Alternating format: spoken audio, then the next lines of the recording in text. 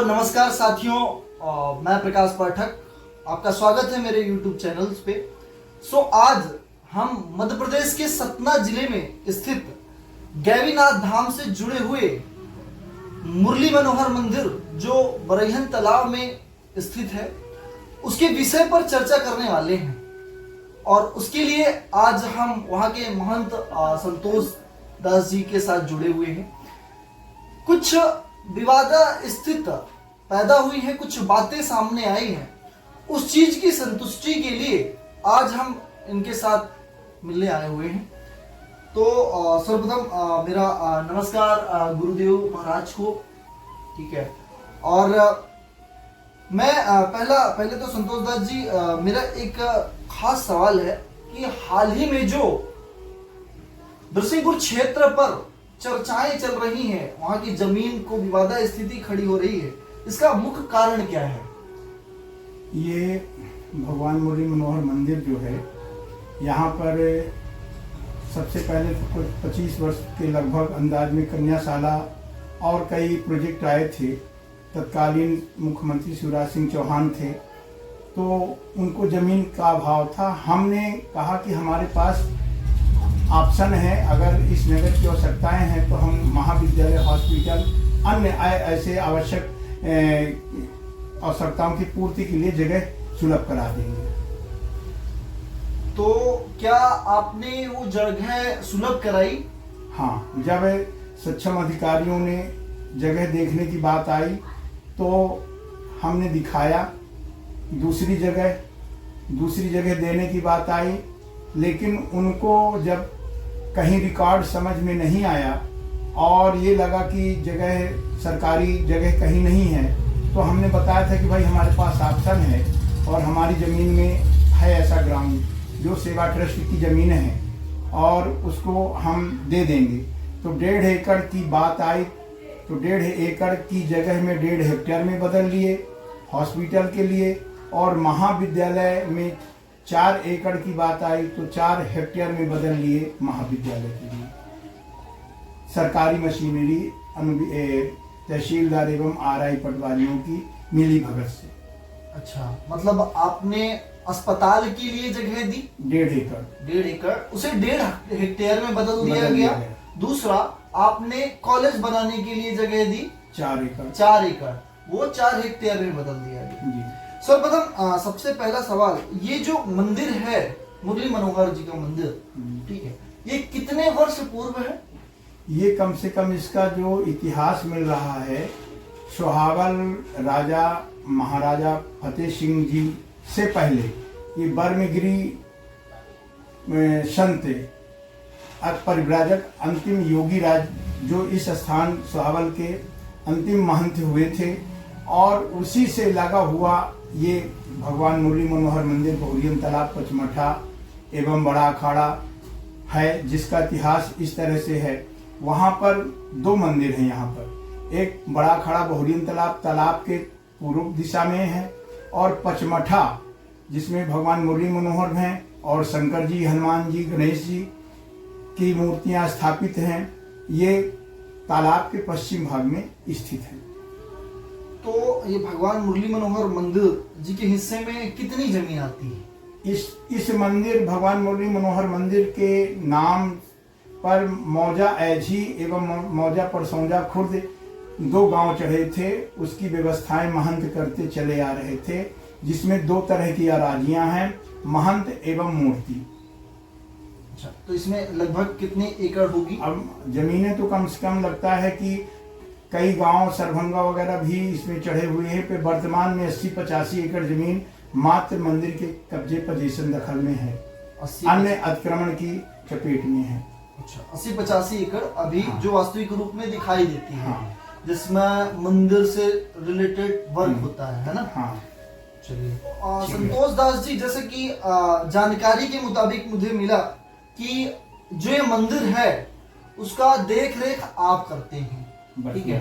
वर्तमान में जो देख रेख आप कर रहे हैं, तो इसका आपको जो हक है, आधिकारिक हक, ये कैसे प्राप्त हुआ? हाँ, ये स्थान में पूर्व से महंती परंपरा चली आ रही है, और महंत हमेशा इसका व्यवस्थापन रख रखाव और गांव का समुचित प्रबंध करते हुए चले आ रहे थे। तत्कालीन हमारे पूज्य दादा गुरु श्री, जो इसका कुछ इतिहास बता दें, श्री देवादास जी महंत हुए, उसके बाद उनके शिष्य महंत श्री माधव दास जी हुए, फिर उनके शिष्य महंत श्री जानकी दास हुए, श्री जानकी दास महंत जी के शिष्य महंत श्री रामदास जी हुए। तब तक में सोहाबल राज्य का विधि विधान से संचालन होने की व्यवस्थाएं राजा फतेह सिंह ने कानून कायदे के तहत राज्य की स्थापना करने के बाद संचालित कर दिए थे। उस समय पहले फतेह सिंह से पहले सोहाबल दरबार के नाम का रिकॉर्ड होता था, लेकिन संवत 1988 से यानी सन 1931-32 में पहला बंदोबस्त हुआ, जिसमें महंत जानकी दास जी महाराज के नाम के पट्टे मिलते हैं और उन्होंने अपना उत्तराधिकारी महंत श्री रामदास जी महाराज को बनाया। इसके उपरांत महंत श्री रामदास जी ने 11/9/53 को रजिस्टर्ड वसीयत के द्वारा अपना उत्तराधिकारी अपने शिष्य महंत श्री जगन्नाथ दास जी को बनाया और उन्होंने अपना उत्तराधिकारी शिष्य मुझ महंत संतोष दास को, जो अब मैं उनका सबसे प्रिय शिष्य छोटा था, तो अंतिम व्यवस्था के लिए उन्होंने मुझे रजिस्टर्ड वसीयत के द्वारा अपना उत्तराधिकारी बनाया और यहाँ से लेकर के माननीय न्यायालय जबलपुर, हाई कोर्ट, जिला मजिस्ट्रेट, अन्य जिला जज वगैरह हर जगह मुझे महंत वसीयत के आधार पर माना गया। 1953 में जैसे आपने बताया, आपको ये किस सन में प्राप्त हुआ? हमें 1995 के लगभग 1995 से लेके अभी तक 1900, अगर मैं बात करूं 2025, लगभग 30 वर्ष हो रहे हैं। 30 वर्ष से उस जमीन का, उस मंदिर का संचालन, देख रेख आपके माध्यम से हो रहा है। संतोष दास जी, जैसे कि जानकारी मिली है कि इसमें आपने एक ट्रस्ट बनाया हुआ है। जब इसकी महंत वाला परंपरा चलते चली आ रही है अभी तक, तो आपको इसमें ट्रस्ट बनाने की क्या जरूरत पड़ी? क्योंकि ये पहले लोग काफी धर्मात्मा होते थे, स्थानों में जोर जबरदस्तियां नहीं करते थे और हमारे तत्कालीन महंत श्री जगन्नाथ दास जी महाराज बताए थे कि थोड़ा सा सहयोगात्मक दृष्टि से पुराने समय में भी थी, वहां पर महंत और अध्यक्ष ही उसके व्यवस्थापक सरबराहकार होते थे। लेकिन जब ये यहाँ पर विवाद शुरू हुआ तो पहला विवाद शासन का और हमारे गुरु महाराज का सन 1960 में मध्य प्रदेश अधिकतम सीमा जोत अधिनियम के तहत चला, जिसमें 85 एकड़ के लगभग जमीन मध्य प्रदेश शासन अपने कब्जे में लेना चाहिए। बोले आपके पास बहुत ज़्यादा जमीन है। तो उस समय 75 एकड़ जिसके खाते से ली जाती थी उसको 75 एकड़ रखने का प्रावधान था। कुछ जमीनें में तालाब और कुआं बावड़ी होने के कारण मात्र 2-2.5 एकड़ जमीन बच रही थी, जो शासन ने पूरा मुक्त कर दिया था। उसका जजमेंट VK बनर्जी सक्षम प्राधिकारी महोदय 1970 में पूरी जमीन बहाल कर दी।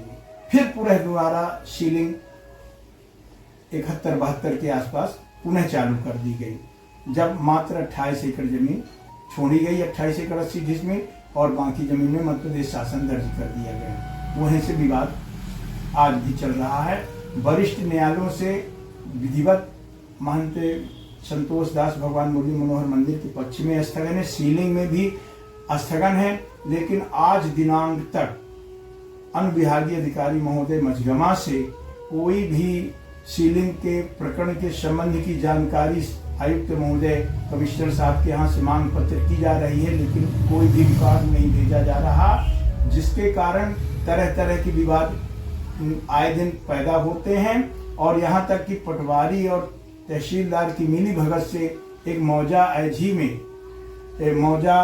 एझी में बांध है, जो डिहुला बांध के नाम से जाना जाता था, और एक और बगीचा जिसमें मध्य प्रदेश शासन लिखा था, तो अनाधिकार कब्जा लिख करके, और वह मुकदमा का करीब सुप्रीम कोर्ट तक, जिला न्यायालय से लेकर सुप्रीम कोर्ट तक गया और मंदिर के पक्ष में बहाल हुआ। क्षेत्र में एक चीज की और चर्चाएं हो रही हैं कि जो ये अभी तक संतोष दास जी के पास ये जो जमीन थी, वो अब सरकार के पास चली गई और इसमें कुछ जुर्माना आपके ऊपर लगा दिया गया, ये कैसे क्या बातें हैं? हाँ, ये जुर्माना की भी कोई क्लियर जानकारी नहीं हमारे पास आई।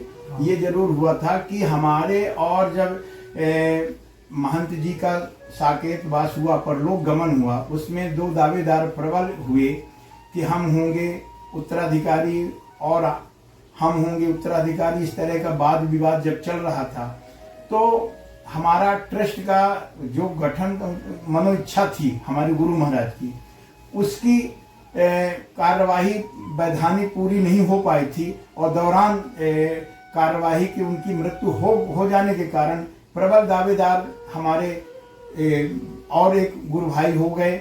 उसके कारण अनुविभागीय अधिकारी एवं थाना प्रभारी शांति व्यवस्था की कोई जघन्य अपराध ना हो, इसके लिए एक व्यवस्था, वैकल्पिक व्यवस्था, चूंकि हमारे सेवा ट्रस्ट में धारा 31 में एक व्यवस्था समिति का प्रावधान था, तो हमने उसी के तहत इकरारित किया और हम लोग सहमत में दस्तखत किए।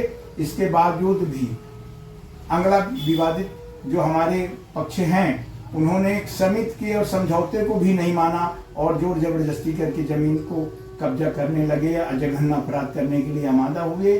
तो उसमें 145 की कार्यवाही कर दी गई थी, लेकिन ट्रस्ट का अनुमोदन कलेक्टर महोदय ने किया था, तो उसमें स्पष्ट लिखा था कि शासन में किसी भी इसमें शासन का किसी भी प्रकार का हस्तक्षेप नहीं होगा।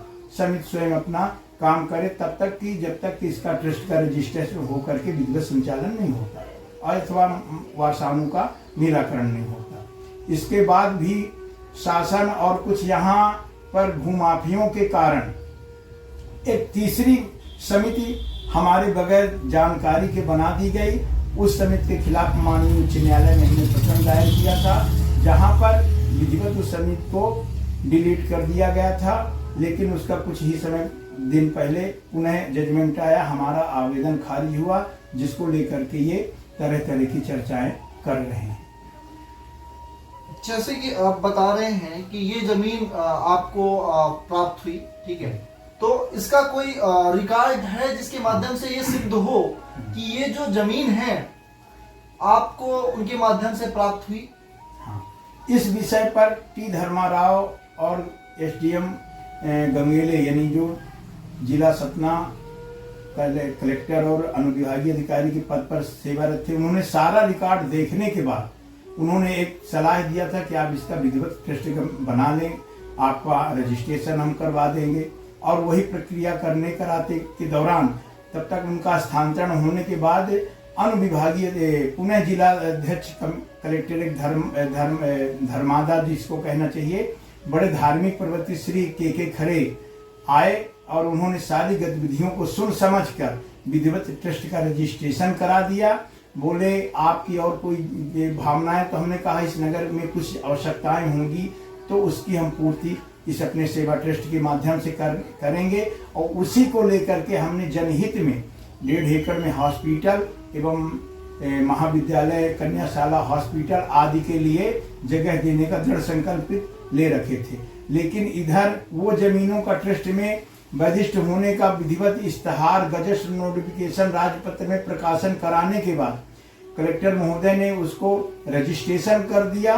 मानव धर्मशास्त्र यथार्थ गीता दर्शन धाम भगवान मुरली मनोहर मंदिर सेवा ट्रस्ट के दौरान और विधिवत खसरे में दर्ज करने का आदेश भी कई बार पारित किया, लेकिन फिर भी पता नहीं किन भूमाफियों के कारण स्थानीय तहसीलदार पटवारी महोदय के द्वारा खसरे में इंदराज न करके और अन्य जमीनों को इसी तरह से भूमाफियों से न बच पाने के कारण उसका आज तक खसरे में इंदराज नहीं किया गया और आए दिन विवाद हो रहा है। मतलब आज तक जो भी मुरली मनोहर के नाम में जो जमीन है वो रिकॉर्डेड तौर पर आज भी रजिस्टर्ड नहीं हुई, नहीं रजिस्टर्ड नहीं हो पाई। कुछ जमीनों में भगवान मुरली मनोहर और प्रबंधक कलेक्टर लिख दिया गया है, कुछ जमीनों में मध्य प्रदेश शासन सरकारी दर्ज कर दिया गया है, जबकि मंदिर, तालाब, मकान, कुआं, बावली आदि ये सीलिंग के दायरे में नहीं आते। और सीलिंग में होने के कारण, दोनों मंदिर हमारे सीलिंग में होने के कारण मध्य प्रदेश शासन दर्ज है और मध्य प्रदेश शासन दर्ज होने के कारण उन्होंने धीरे से अतिरिक्त बोले कि सरकारी मंदिर है, इसलिए अतिरिक्त प्रबंधक कलेक्टर दर्ज किए, फिर प्रबंधक कलेक्टर दर्ज कर दिए गए और उसी के तहत अब नई व्यवस्था समिति का गठन करने का जो प्रक्रिया है वो भी कर रहे हैं। फिर भी हमने विधिवत अभी इसका वरिष्ठ न्यायालयों में स्वत्व संबंधी और अधिपत्य संबंधी जो वाद है, जिसमें माननीय उच्च न्यायालय जबलपुर ने यथास्थित बना के रखने के लिए मध्य प्रदेश शासन, कलेक्टर, एसडीएम, तहसीलदार को निर्देशित किया गया है और उच्च न्यायालय में के आदेश के साथ साथ मध्य प्रदेश सीलिंग एक्ट के तहत आयुक्त महोदय, कमिश्नर के न्यायालय में अधीनस्थ न्यायालय का क्रियान्वयन, जो मध्य प्रदेश शासन का क्रियान्वयन उसको स्थगित रखा गया है। न इधर से रिकॉर्ड भेजा जा रहा, न ट्रस्ट का गठन किया जा रहा और मध्य प्रदेश शासन दर्ज होने के कारण वो नई अपनी स्कीमें यहाँ के कुछ स्वार्थ और भूमाफियों के चक्कर में पड़ करके वहाँ नई योजनाएं संबंधित अधिकारियों को गुमराह करते हैं और वो श्रीमान कलेक्टर महोदय को गुमराह कर देते हैं। कलेक्टर महोदय, आज तक कोई कलेक्टर महोदय हमारे स्थान भोरियन तालाब में नहीं आए। हमने कितने में निवेदन एवं आवेदन दे करके उनसे निवेदन किया था कि एक बार मौका निरीक्षण किया जाए, स्थल पूरी दयनीय दशा हमारे आश्रम की देख लिया जाए। आज तक कोई कलेक्टर अभी तक नहीं आया। जो जमीन है उसमें अभी क्या कुछ उसमें कुछ खेती बाड़ी कुछ होता है क्या अभी? वहाँ जमीन पूरी सिंचित नहीं थी, तार बारियों का अभाव था, तो बहुत कम समिति स्वयं 2000 में 50,000 में नीलामी कराई थी। बीच में 4-5 साल जमीन ऐसे पड़ी रही। आवारा पशुओं के कारण, तार बारी बोर की व्यवस्था न होने के कारण जमीन ऐसे पड़ी रहती थी। बीच में हमने कुछ जमीनें अपने आश्रम की एक एग्रीकल्चर रघुवंश एग्रीकल्चर फार्म की कंपनी को 3,000 रुपये एकड़ के हिसाब से जमीन का एग्रीमेंट 10 वर्षों के लिए किया था। उन्होंने कहा था कि हम तारबारी करा देंगे और हम अपना साल में आपको मार्च के महीने में 3,000 के हिसाब से पैसा देते रहेंगे 5 साल तक, फिर 5 साल तक कुछ पैसा बढ़ा करके देंगे। तो हमें 3,000 के हिसाब से 5 साल तक बढ़ा करके पैसा दिए। इस साल से 5,000 रुपये प्रति एकड़ के हिसाब से पैसा दिया जाएगा। उक्त पैसे से हमने पचमठा जो जीर्ण शीर्ण हो गया था, गिरने की स्थिति में था, उसका जीर्णोद्धार कराए। 84 कोसी परिक्रमा आती उसकी सेवा और अन्य आश्रम के मुकदमे खर्चे जो भी होते हैं वो उसमें हम व्यय किए, जिसका हिसाब किताब बराबर विधिवत हमारे पास है। जितना जो जुर्माना लगाया गया है सरकार के द्वारा, तो किस आधार पे, पहले तो कितना क्या जुर्माना लगा है इसकी जानकारी है? अभी हमको कोई जानकारी नहीं है, हमारे पास इसकी कोई सूचना। कितना किस आधार पर सरकार इस पे, जब वो आप जैसा बता रहे हो कि वहाँ पर कुछ बंजर जमीन थी, कुछ उपज हो नहीं रही थी, तो किस आधार पे जुर्माना लगाया गया होगा? वो ये कह रहे हैं कि इतने साल से इतने लाख रुपए के हिसाब से हमको चाहिए जानकारी। जन श्रुति चर्चाएं हैं जो विरोधी लोग कह रहे हैं, उसमें कुछ लोगों का निहित स्वार्थ है। ये हमारा पचमठा भोरियन तालाब मौजा परसौजा खुर्द एवं मौजा परसौजा कला के बीच जो सरकारी ढर्रा के पूर्व तरफ हमारा परसौजा कला है, खुर्द है, एवं परसौजा वो खांच पंचायत के ढर्रा के पश्चिम परसौजा कला है। वहाँ पर कुछ लोग अपना तरह तरह की बातें बनाते हैं, कहते हैं, और यहाँ तक कि कोई रिकॉर्ड आज नहीं सामने दिखाई देता। और वहाँ पर जो हॉस्पिटल बनने का है उसको बाउंड्री के पास चाहते हैं कि मंदिर की जमीनें में दुकान ना बने। क्योंकि तत्कालीन तहसीलदार एसडीएम अनुविभागीय अधिकारी पीएस त्रिपाठी महोदय ने मौका स्थल निरीक्षण किया था, तब उन्होंने कहा था कि भाई हमने कहा उनसे कि जहां हम बनाने के लिए जमीन दिए थे वहां जमीन न बना करके इधर आरआई साहब नाप रहे हैं। क्योंकि हॉस्पिटल का मुख जो गेट है और हमारे पचमठा का गेट, उसका आमना सामना हो और दवा कराने वाले मरीज और मरीज के साथ रहने वाले सेवक लोग भगवान का दर्शन करते हुए, दवा और दुआ का लाभ लेते हुए और स्वास्थ्य लाभ लें। लेकिन कुछ राजनैतिक व्यक्तियों के दबाव में RI पटवारी आकर के और मंदिर जहां पर हमने हॉस्पिटल प्रस्तावित किया था उससे दूसरी जगह बना दिए जबरदस्ती, और अब 1.5 एकड़ की जगह में हेक्टेयर में बना के फिर भी ज्यादा अतिक्रमण कर रहे हैं। और इस शासन कलेक्टर महोदय को बता रहे हैं कि ये सरकारी मंदिर है, जबकि हमारा कथन है कि यदि सरकारी मंदिर थी तो फिर हमारी जमीन थी तो फिर हमारी सहमति का क्या औचित्य है।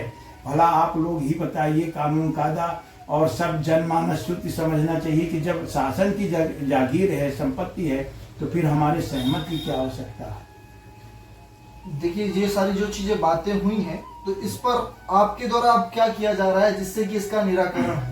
हमारे द्वारा आज भी हम ये संकल्पित हैं कि हमारे जो आश्रम के प्रोजेक्ट थे, जिसमें यथार्थ गीता धाम, संत निवास, सत्संग हॉल, अन्य हमारे आराजी मंदिर से लगा हुआ जो 17 एकड़ 55 डिसमिल का अंश भाग है, उसमें अब हम ये चाहते हैं कि फिर भी PS त्रिपाठी महोदय जी से ये चर्चा हुई थी कि चलिए अब कुछ भी नहीं है तो जितना हॉस्पिटल बन रहा है उतने में ही बन जाए, बाउंड्री भी बन गई। अब उसके बाद दूसरा जो महाविद्यालय बनाना है तो उसके लिए आप कहीं पर दूसरी जगह हमारी चयन कर ले अथवा अन्य कोई जगह में बनाए। और उन्होंने स्थल निरीक्षण किया और उन्होंने लिख करके पटवारी तहसीलदार को अधिकृत भी किया है कि दूसरी जगह हमारे महाविद्यालय बनाया जाए। लेकिन फिर भी राजनीतिक दबाव के कारण ये कहकर कि ये सरकारी जमीन है, यहीं पे सब कुछ बनाया जाए। इस पर हमारा कथन है कि वो माननीय उच्च न्यायालय से स्थगन है।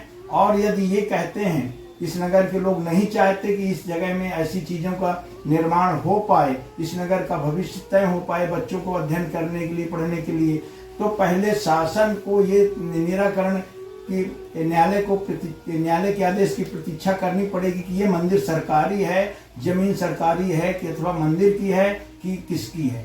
जब इसका क्लियर हो जाए तब इसका फिर उनको निर्माण करना चाहिए। इस वीडियो के माध्यम से आप जनता को, लोगों को क्या संदेश देना चाहेंगे? सरकार से क्या आशा करना चाहेंगे? हम ये चाहते हैं कि सुहावल स्टेट के समय राजा महाराजाओं के टाइम से यहाँ हॉस्पिटल, महाविद्यालय, कचहरी वगैरह ऐसे कई प्रोजेक्ट थे सुहावल स्टेट में, जो आज हमको उसके इतिहास में मिला है। हमारे ट्रस्ट में भी सारे ये प्रोजेक्ट थे, तो हमारे पास समय और पैसा का अभाव के कारण ये सब चीजें तो हम नहीं बना करके दे सकते जन कल्याण में। तो हमने सोचा कि चलो जनहित में शासन की स्कीमें आई हैं, और लेकिन यहाँ जगह का अभाव है। तो हमें राजा साहब, हमारे दादा गुरु को उन्होंने लिखा था पत्र में, जिसका पत्र की कॉपी हमारे पास है, कि आप गांव का समुचित प्रबंध करेंगे। तो उसमें प्रबंध की दृष्टि से गांव की आज जरूरत है हॉस्पिटल, महाविद्यालय, कन्याशाला, और ये आपका मजिस्ट्रेटी, सामुदायिक भवन और संत निवास के साथ अतिथि गृह। ये सारे प्रोजेक्ट हम लगभग 10 एकड़ में पूरा करने के लिए आज भी दृढ़ संकल्पित हैं। लेकिन जब सक्षम अधिकारी श्रीमान कलेक्टर महोदय पूरा रिकॉर्ड देख करके और पूरा रिकॉर्डों का परिशीलन कर लेंगे पारदर्शिता के साथ, फिर वो स्वयं निर्णय कर देंगे। हमें पूरा विश्वास है कि वो एक दिन स्वयं ये कह देंगे कि आप हाँ सही हैं अपनी जगह में और ये करने के अधिकारी हैं। क्योंकि हमारे ही खाते से तो जमीन लेकर के मध्य प्रदेश शासन दर्ज की गई।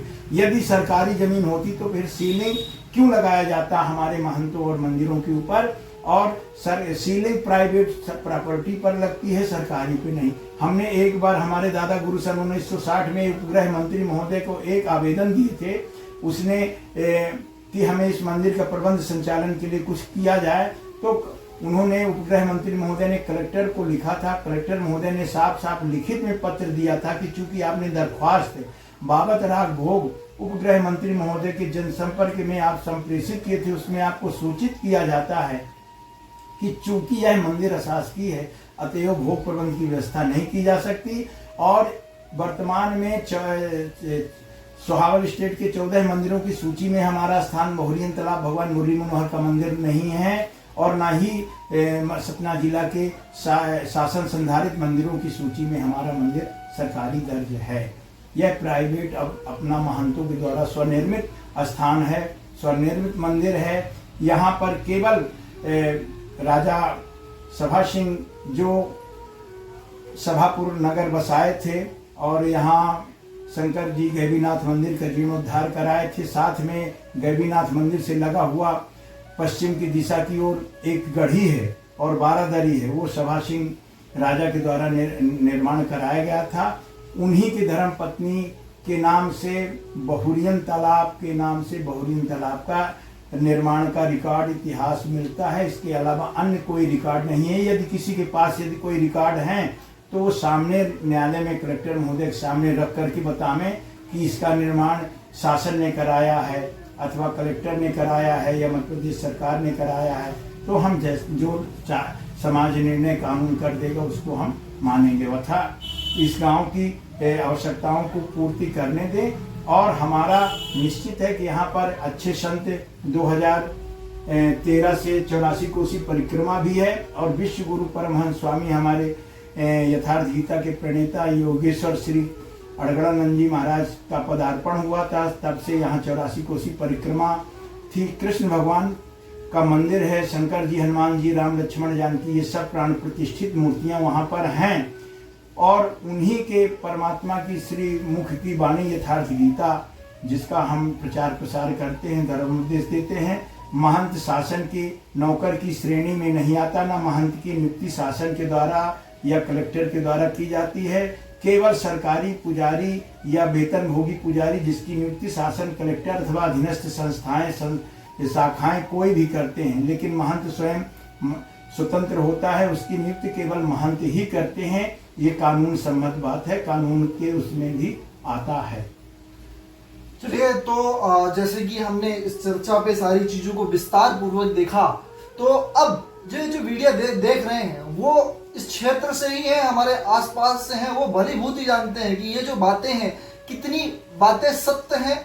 तो अगर ये बातें सत्य हैं और सारी चीजें सही हैं तो कमेंट करके बताएं और वीडियो को अधिक से अधिक शेयर करें, जिससे जो समस्याएं इन सुविधाओं को बनाने में पैदा हो रही हैं उन समस्याओं का जल्द से जल्द निराकरण हो सके। हाँ, सन 60 से पहले के रिकॉर्ड अगर प्रस्तुत रिकॉर्ड सहित प्रमाण दें, हम मानने के लिए तैयार हैं और जो भी बातें आएंगी उसका हम सम्मान करेंगे, न्यायालय के आदेश का पालन करेंगे। बहुत बहुत धन्यवाद आपको प्रकाश जी, आपको भगवान साधुवाद कल्याण करे, आपका बनाए रहे।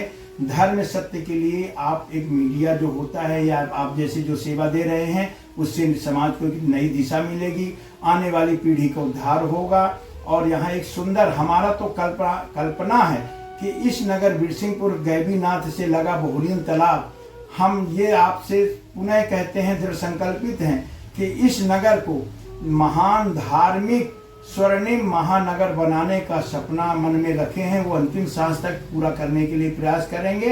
इस नगर की आवश्यकताओं की पूर्ति के लिए जमीन आड़े नहीं आएगी, जमीन की पूर्ति भी हम अपने सेवा ट्रस्ट के माध्यम से करेंगे, लेकिन इसके लिए सक्षम अधिकारी कलेक्टर महोदय एवं मुख्यमंत्री और उप मुख्यमंत्री वगैरह जैसे अन्य सांसद वगैरह के संज्ञान में उनके सामने की जाए। बहुत बहुत धन्यवाद। सारे डिस्कशंस के बाद मैंने कुछ डॉक्यूमेंट्स भी देखे। ये डॉक्यूमेंट्स कुछ इस तरीके से हैं जिन्हें आप भी देख सकते हो।